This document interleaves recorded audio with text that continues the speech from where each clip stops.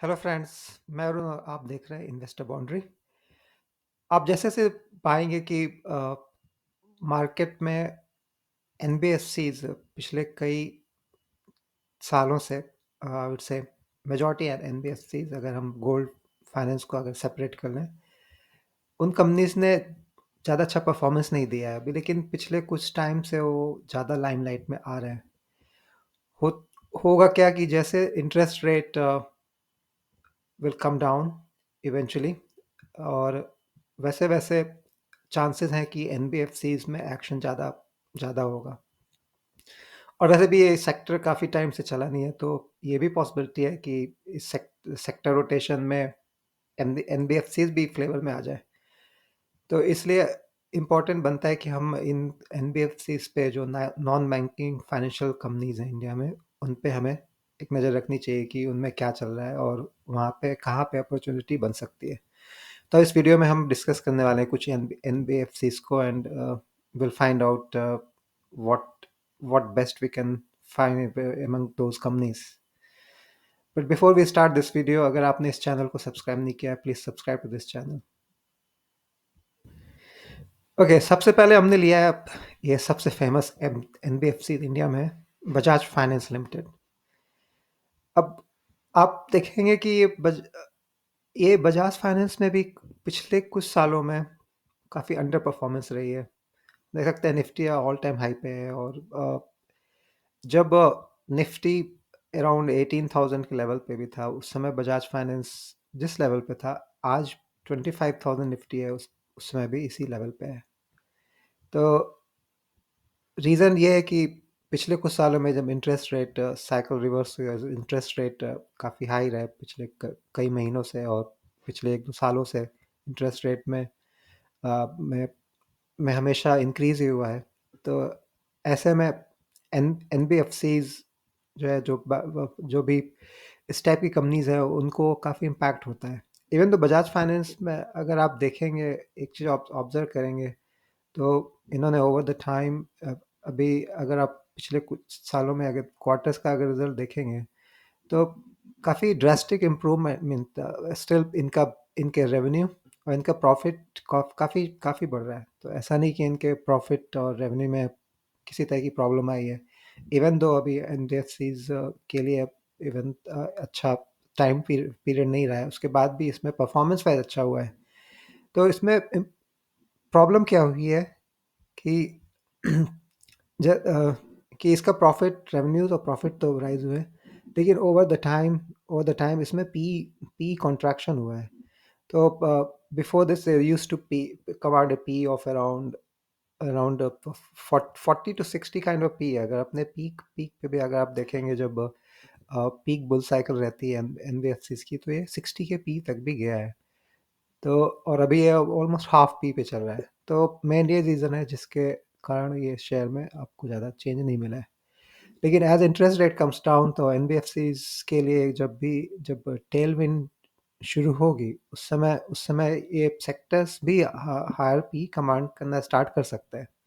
तो इसमें valuation valuation तो अपसाइड वैल्यूएशन इसमें पॉसिबिलिटी हो सकती है इसमें।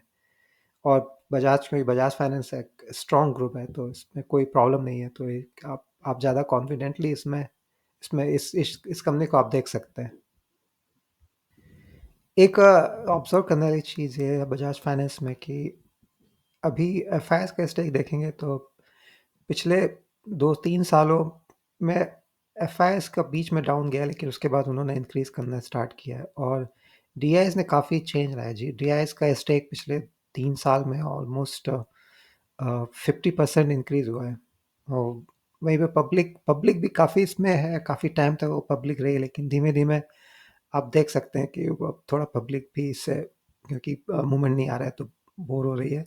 लेकिन आज भी इसमें अच्छे खासे शेयर होल्डर्स मेंटेन है, तो एक अच्छी बात है, पब्लिक का इसमें फेथ भी है। लेकिन साथ में आप देखें, डी भी काफ़ी इसमें स्टेक किए, और एफ भी ड्रास्टिकली अभी इतना उनका डाउन नहीं गया है, कंसीडरिंग इतने हाई इंटरेस्ट रेट पे, जबकि फाइनेंशियल सेक्टर जो है सबसे ज़्यादा इम्पैक्ट होता है जब भी इंटरेस्ट रेट हाई जाते हैं। सबसे ज़्यादा जो मनी मनी पुल आउट होती है वो इन सेक्टर से होती है। उसके बाद भी आप देखेंगे अब आज भी एफआईएस का इसमें काफ़ी अच्छा स्टेक मेंटेन है। तो एक इम्पॉर्टेंट इंडिकेटर है कि ये कंपनी कंपनी के अभी भी स्ट्रॉन्ग परफॉर्मेंस के चांस लग रहे हैं, तो इस पे आप नज़र रख सकते हैं। दूसरी कंपनी को इसमें हमने लिया है श्रीराम फाइनेंस लिमिटेड।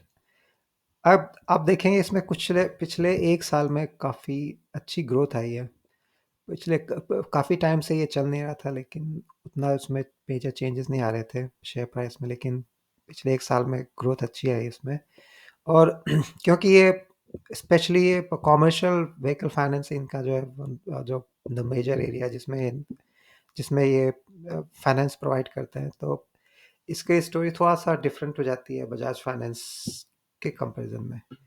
अब आप देखिए कॉमर्शियल व्हीकल्स भी एक तरह से, क्योंकि हमेशा बिजनेसेस को डिमांड रहती है कि उन्हें व्हीकल्स चाहिए अपने बिजनेस को ग्रो करने के लिए, बिजनेस को डे टू डे रन करने के लिए।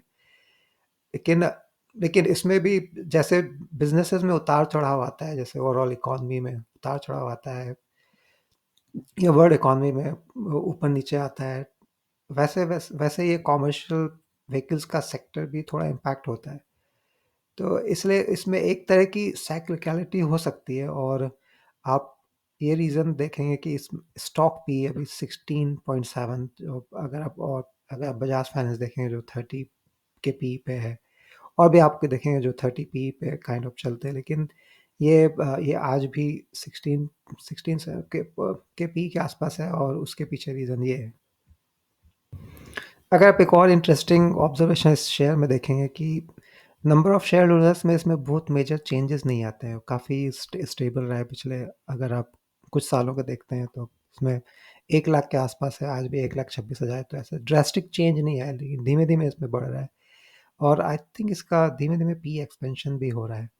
तो अगर इंटरेस्ट रेट साइकिल रिवर्स होती है और इंटरेस्ट रेट कम होते हैं, और यूएस में स्टार्ट होता है, फिर followed by India also does the same thing, lowering the interest rate. In that case, इस कंपनी में भी एक टेलविंड मिल सकता है, और बिजनेस भी जैसे इम्प्रूव करते हैं तो इकोनॉमी इम्प्रूव करती है, और बिजनेसेस भी ज़्यादा मनी बोरो कर सकते हैं एट लोअर इंटरेस्ट रेट। तो ये कॉमर्शियल व्हीकल सेगमेंट भी बेटर कर सकता है ओवर द टाइम। तो आप श्रीराम फाइनेंस को भी आप अपने रडार पे रख सकते हैं। थर्ड कंपनी जो इसमें ली है हमने, मुथूट फाइनेंस ली है, और पिछले 1 साल में देखें इसमें काफ़ी अच्छा मूवमेंट आया है, ऑलमोस्ट डबल डबल होने को है share. Now how this Muthoot finance is different from, अभी हमने जैसे पहले देखा बजाज फाइनेंस जो कि एक जनरल एनबीएफसी कंपनी है, फिर हमने देखा श्रीराम फाइनेंस जो कि कॉमर्शियल व्हीकल में के सेगमेंट में ज़्यादा एक्टिव है। अब ये मुथूट फाइनेंस है, इनका एक gold gold gold specific loans में इनका ज़्यादा एक्सपोजर रहा है, मेजॉरिटी एक्सपोजर है। तो ये तो total different kind of NBFCs हैं। तो इसलिए हम इनमें आप पैटर्न भी थोड़ा, आप इनके मूव शेयर प्राइस में मूवमेंट भी आप डिफरेंट टाइप से देखेंगे, जबकि बजाज फाइनेंस में ज़्यादा चेंज नहीं आया है over the years share price में, लेकिन मुथूट फाइनेंस ने काफ़ी काफ़ी अच्छा परफॉर्म किया है।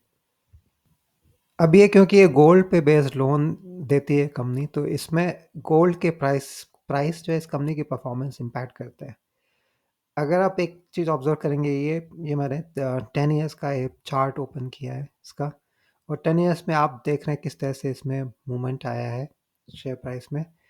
और अगर हम गोल्ड से कंपेयर करेंगे, ये मैंने गोल्ड का 10 ईयर का चार्ट ओपन किया है, तो आप देखें इस काफ़ी सिमिलरिटी है, जैसे जैसे गोल्ड के प्राइस में मूवमेंट आता है, जितनी तेज़ी आती है, ये वैसे वैसे मुथूट फाइनेंस में भी उस हिसाब से उस हिसाब से तेज़ी आती है। तो ये गोल्ड के प्राइस को बहुत पैटर्न फॉलो करता है। तो ये इम्पोर्टेंट है कि जैसे गोल्ड के प्राइस है उसके हिसाब से हमें not just interest rate cycles में हमें देखना होगा कि गोल्ड के प्राइसेस किधर जा रहे हैं, और उसके हिसाब से हमें मुथूट फाइनेंस पे भी को भी हम रडार में रख सकते हैं। और हमने लास्ट कंपनी जो एक ली है, ये काफ़ी रिस्की कंपनी में आप इसको काउंट कर सकते हैं, क्योंकि जब ये लोन देते हैं तो आई थिंक इनके इनके प्रोविजंस बढ़ने के पॉसिबिलिटी, जब भी अगर डाउन साइकिल आती है तो इनमें प्रोविजन बढ़ने के चांसेस बहुत बढ़ जाते हैं, आ जाते हैं, क्योंकि ये अनसिक्योर्ड लोन देते हैं। और जिसमें रिकवरी अगर नहीं आई तो नहीं आई, पूरा पैसा गया। इसके पॉसिबिलिटी बहुत हाई होती है, प्रोबेबिलिटी बहुत हाई होती है। इसलिए आप देखेंगे इवन दो ये कंपनी काफ़ी अच्छा परफॉर्म की है ओवर द ईयर्स और अच्छा ग्रोथ रहा है इसमें, लेकिन आप देखें आज भी इसका स्टॉक पी 11 का है, जो बहुत I think lowest P P command कर रही है बाकी एनबीएफसीज जो भी लिस्ट है मार्केट में। अब देखिए थोड़ा रिस्की बेट है, तो इसलिए आपको इसमें केयरफुल रहना पड़ेगा। लेकिन आप अगर देखिए स्टॉक प्राइस सीएजीआर काफ़ी अच्छा रहा है। अगर प्रॉफिट ग्रोथ भी देखेंगे काफ़ी इन्होंने मेंटेन किया है। और एक चीज़ ऑब्जर्व करने वाली है कि ये कंपनी ने भी और काफ़ी मार्केट देखा है। ये कंपनी, क्योंकि जब ये फॉर्म हुई थी कंपनी और उसके बाद इन्होंने the world the Lehman Brothers के टाइम जो रिसेशन आया था इवन वो भी विटनेस किया। उसके बाद भी कंपनी सर्वाइव कर रही है और आज भी कर रही है। तो अगर ये समहाउ अपने प्रोविजंस और जो इनका अनसिक्योर्ड लोन है अगर ये स्टिल मैनेज कर पाते हैं उसको, तो इस कंपनी में एक ट्रेमेंडस ग्रोथ मिल सकती है। लेकिन इस ग्रोथ के साथ इस ये काफ़ी रिस्की बेट भी है, क्योंकि अगर प्रोविजंस बढ़े तो ये कंपनी कंपनी हाई प्रोविजंस में कंपनी ये कम काफ़ी स्मॉल कैप कंपनी है, तो इसका इनका भरोसा नहीं होता है। तो अगर ये बहुत ज़्यादा सिचुएशन ख़राब हो गई तो ये कंपनी के डूबने के भी चांस रहते हैं। तो थोड़ा आपको यहाँ पे कॉशियस रहना होगा। लेकिन अगर आप बहुत आप हाई रिस्की एनबीएफसीज में अगर जाना चाहते हैं तो इस पे आप नज़र रख सकते हैं। इनमें अगर आप नंबर ऑफ शेयर होल्डर्स भी देखेंगे तो बहुत ज़्यादा नहीं है, तो एक काफ़ी छोटी कंपनी है, 2000 करोड़ के मार्केट कैप से नीचे। और अभी ये इतना लाइमलाइट में भी, लेकिन एफआईएस का स्टेक इसमें है, ठीक ठाक स्टेक है। और डीएस का भी स्टेक ठीक ठाक इसमें है।